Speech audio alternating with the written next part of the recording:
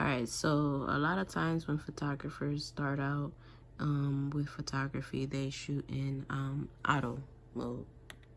I think I shot in auto mode for a little while, but then I wanted to learn how to shoot in manual because I wanted to get that nice bokeh blurry kind of like background.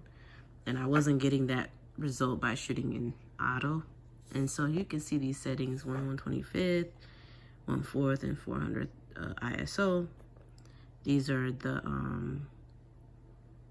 in-camera settings that your camera has figured out will be needed to take the picture. And it really does a good job at figuring out what needs to be in focus. I'm gonna take a picture of my husband. As you can see, it's a little bit too dark in here, so it figures out, okay, you need a flash, which is gonna be the on-camera flash. So I'm gonna take a picture of my husband. Hold on, I don't think he's in focus.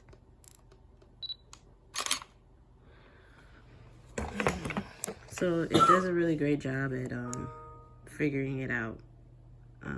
It's not that in focus because he's too close, but it does a good job. Now, the issue with this is that when you're shooting in auto mode, one thing is that I don't like is that usually f1.4 is really kind of low.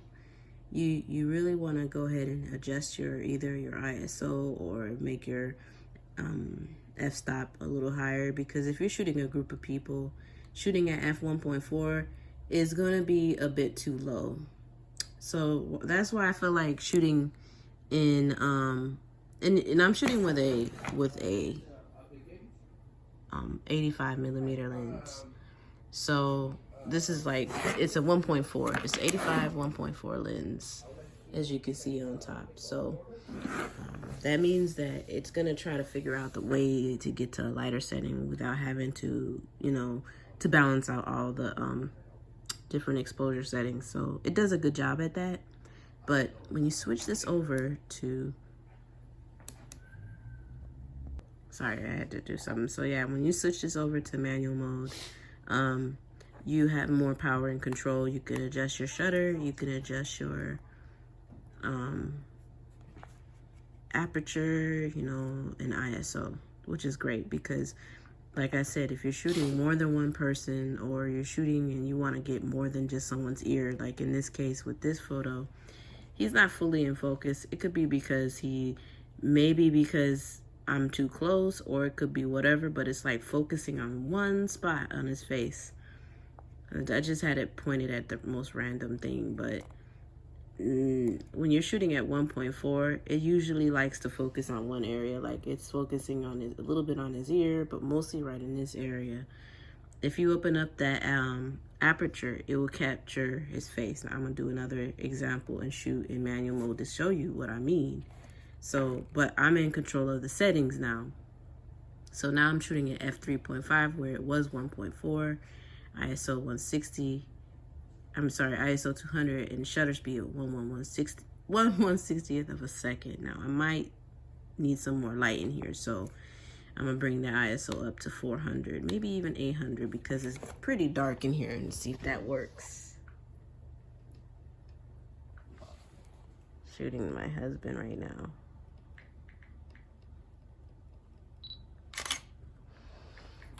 Now it's too dark, as you can see. So the thing about auto that is good is that it figures out what settings you need in order to get the proper exposure. Of course, that's the wrong exposure, and that's why initially this thing came up first when I was shooting in auto. You don't want to shoot with that. In fact, I think that first shot I took was shot with the flash. I'll show you right now why you don't want to shoot with that. Babe, could you come back here and sit down for a second again? Just for 1 second. I need you as a model. I'm gonna turn on this light, and I'm gonna set, it's 1/116th. 1/116th is pretty okay. And I'm gonna actually turn down, now in this case, you can turn down the ISO. Babe, could you sit right here for 1 second? Now let's try this one more time.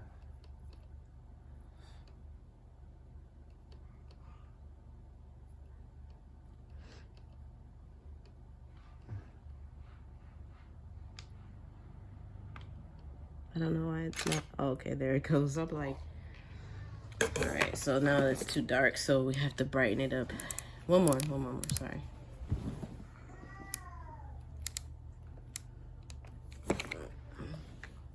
Sorry, I'm torturing my husband. But he sat right here, so. All right, that's good enough. I could raise it up a little bit more because it is pretty dark. But as you can see, like I'm at 1/1/8 of a second. I could bring my ISO up to 200 or whatever. But he's more in focus. As you can see, like when you go in more, this versus what you saw in the previous photo.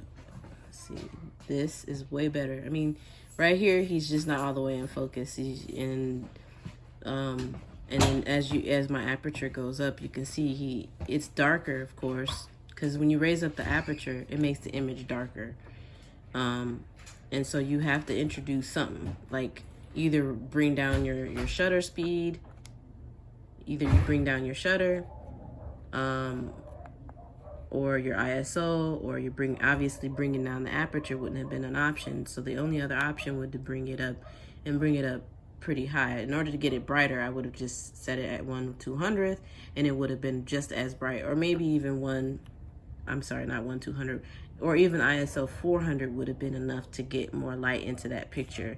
But as you can see, for the sample, as an example, you don't need it, because you can see that the picture is really, really clear. Like, it's really, really, really clear. And that's kind of why I think shooting in manual is better. There's another option I learned about recently. It's called Aperture Priority. And Aperture Priority, I actually learned because I made the mistake of thinking, oh, if I'm a real professional, then I should shoot in manual mode all the time, you know? And the mistake I made is that a lot of the pictures I was taking in manual mode, let's remove the flash real quick. Some of those pictures were coming up underexposed. And yeah, you could look at your light meter and see that little blinking light there tells you that you're underexposed. And I can adjust it, my settings, until they reach proper exposure. See, as you see the things going up. But my aperture is being affected only. And I have to adjust it. And so with that, it's kind of hard to do that in manual mode. Like, for example, for me, I hate shooting at 1/115th of a second, because it really controls motion blur and all that other stuff. So I keep my my shutter at 1/100th of a second or higher, and the average is 1/60th of a second, because I don't want to go over 1/250th, because that's my max shutter speed. That is if I'm using a flash, which 90% of the time I'm using a flash on camera. So that just leaves me with being able to raise up the shutter, the ISO, I mean. It's a lot of different things you need to know, sorry. And now it's gonna start going up. Let's bring this back down to like 1/100th of a second.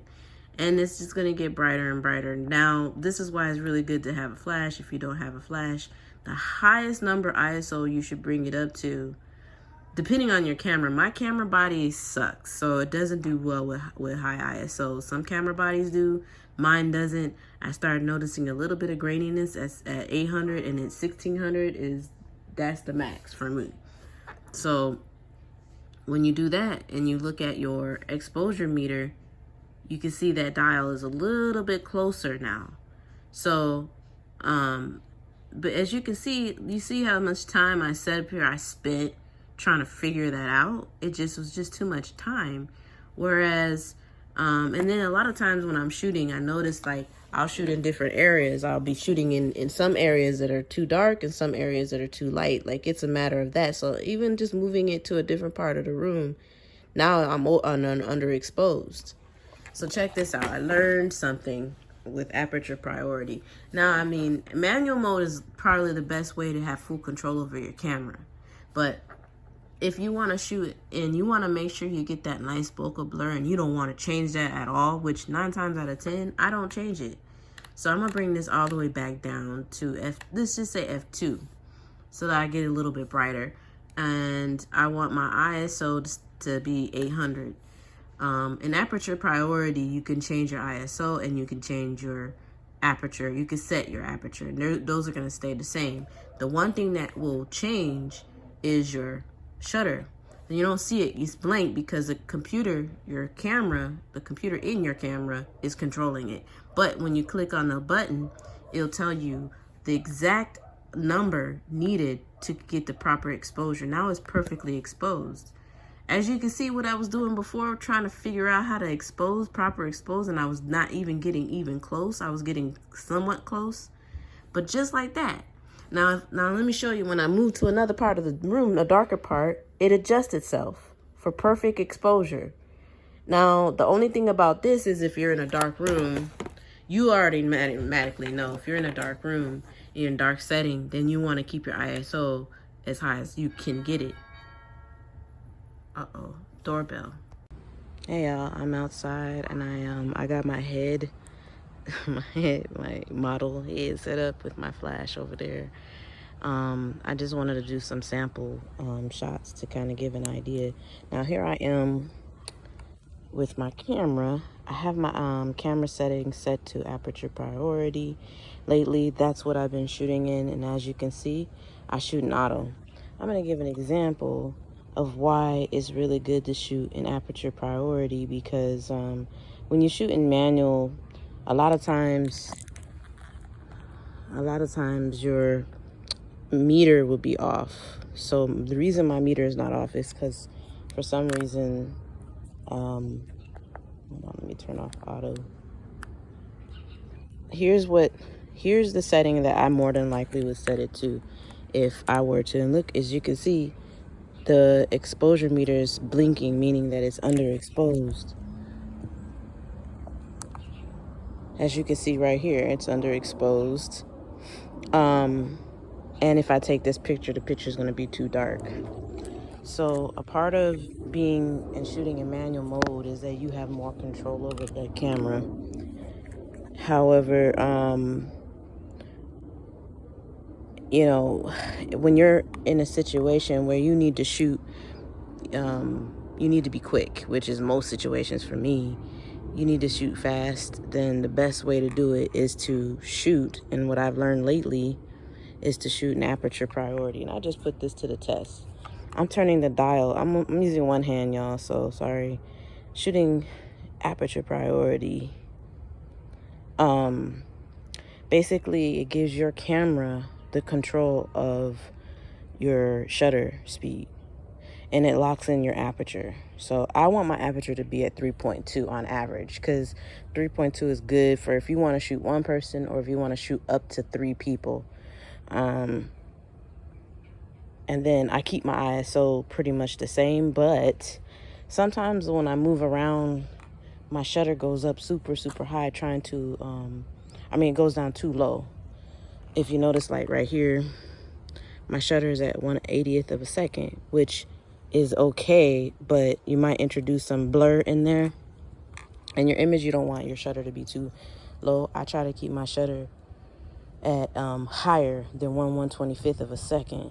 So let's change the ISO here to be auto. Actually, usually I'll change it to be like 400, but let me show you why this could be an issue. Because when you're switching around, you're moving around, let's just say you go to like a really dark spot.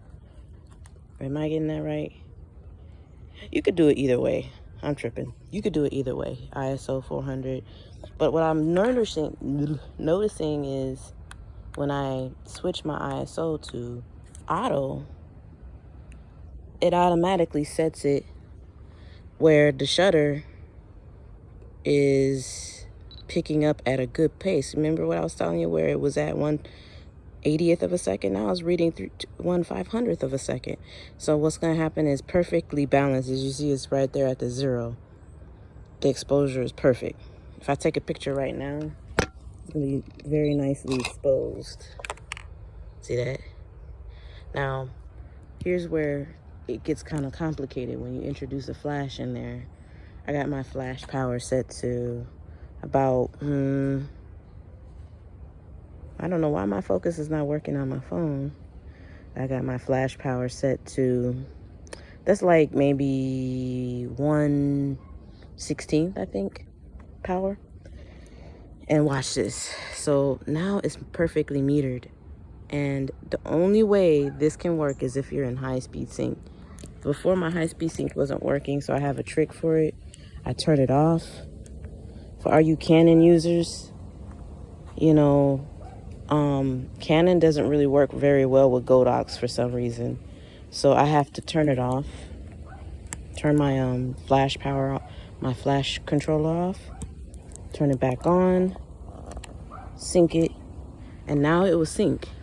No matter how high my number is. Let's do this. Watch this. Yep, and it went off. So as you can see, it gets a little bit of light on the side. So it's perfect exposure in the back. And see, this is the image without the flash. This is the image with the flash. It fills in a little more. And I don't even have it at full power. I figured it out. So that's it. That's it, y'all.